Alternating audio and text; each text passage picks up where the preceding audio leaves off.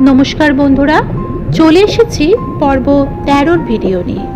আজকের গল্প immortal jellyfish, যে প্রাণী বারবার নতুন জীবন শুরু করতে পারে। পৃথিবীতে এমন একটি প্রাণী আছে যে বৃদ্ধ হয়, মৃত্যুর কাছাকাছি পৌঁছে যায়, তারপর আবার নিজের জীবনকে শুরু করে একদম প্রথম থেকে।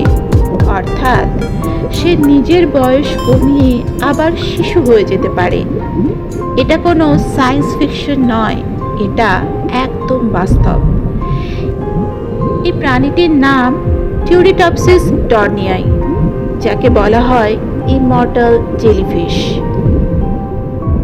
সমুদ্রের গভীরে বাস করা খুব ছোট্ট একটি জেলিফিশ, আকারে প্রায় একটি নখের সমান। দেখতে সাধারণ হলেও এর ভেতরে লুকিয়ে আছে প্রকৃতির সবচেয়ে অদ্ভুত বায়োলজিক্যাল এবিলিটিগুলোর একটি। কারণ এই প্রাণীটি মৃত্যুকে ফাঁকি দিতে পারে। সাধারণ জেলিফিশের জীবনচক্র শুরু হয় একটি টাইনি লার্ভা দিয়ে। তারপর লার্ভা থেকে পলিপ থেকে অ্যাডাল্ট জেলিফিশ। অর্থাৎ প্রথমে এটি সমুদ্রের পাথরের সাথে অ্যাটাচড অবস্থায় থাকে, তারপর ধীরে ধীরে পূর্ণাঙ্গ জেলিফিশে পরিণত হয় এবং একসময় বৃদ্ধ হয়ে মারা যায়। এটাই স্বাভাবিক নিয়ম। কিন্তু টিউরিটপসিস ডর্নিয়াই এই নিয়ম মানে না। যখন এই জেলিফিশ আহত হয় অথবা স্ট্রেসের মধ্যে পড়ে, তখন আশ্চর্যজনক কিছু ঘটনা ঘটে।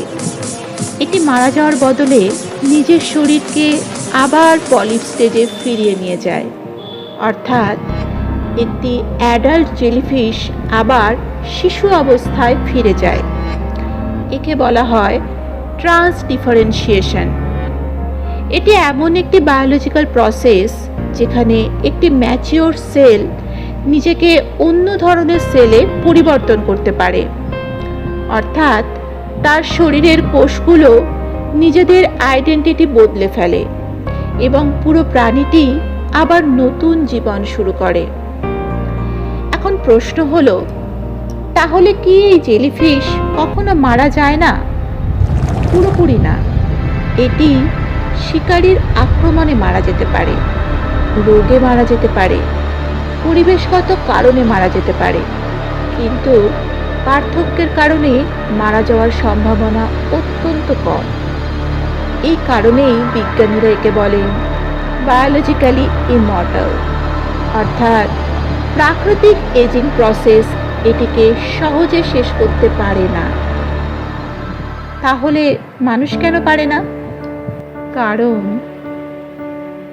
আমাদের শরীরের কোষ একবার স্পেশালাইজ হয়ে গেলে সাধারণত আর বদলায় না। যেমন স্কিন সেলই থাকে, নার্ভ সেলই থাকে। কিন্তু ইমমর্টাল জেলিফিশের কোষ আবার নিজেদের রিসেট করতে পারে। এখানেই এটির রহস্য। এই জেলিফিশকে নিয়ে বিজ্ঞানীরা এত আগ্রহী কেন? কারণ যদি আমরা বুঝতে পারি এটি কিভাবে নিজের কোষকে রিসেট করে, তাহলে ভবিষ্যতে aging research, regenerative medicine, organ repair, stem cell therapy, এই সমস্ত ক্ষেত্রে বড় পরিবর্তন আসতে পারে। একদিন হয়তো মানুষও ড্যামেজ টিস্যু পুনরায় রিজেনারেট করতে পারবে। কিন্তু অমরত্ব কি সত্যি আশীর্বাদ? প্রকৃতিতে প্রায় সব কিছুরই একটি লাইফ স্প্যান আছে।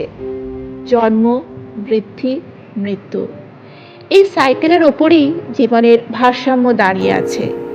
তাহলে প্রশ্ন হলো, যদি মৃত্যু না থাকতো তাহলে কি জীবনের মূল্য একই থাকতো? অদ্ভুত ব্যাপার হলো, এই টাইনি জেলিফিশ যে কাজ করতে পারে মানুষ হাজার বছর ধরেও সেটা করতে পারেনি। সভ্যতা বদলেছে, বিজ্ঞান এগিয়েছে, মানুষ মহাকাশে গেছে, তবুও আমরা এখনো মৃত্যুকে পুরোপুরি হারাতে পারিনি। হয়তো অমরত্ব কোনো সুপার পাওয়ার না, হয়তো এটা শুধুই প্রকৃতির আরেকটি সার্ভাইভাল স্ট্র্যাটেজি।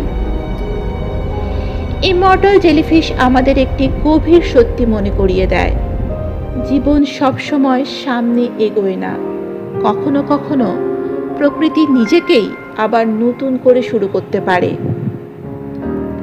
পরের পর্বে আমরা জানব মানুষ কেন নিজের জীবনেই নিজের সবচেয়ে বড় শত্রু হয়ে ওঠে।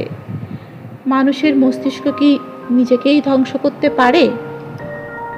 আমি মহাশ্বেতা চ্যাটার্জি, আপনারা শুনছেন মানুষ, মন ও প্রকৃতি, বিজ্ঞান না বিশ্বাস।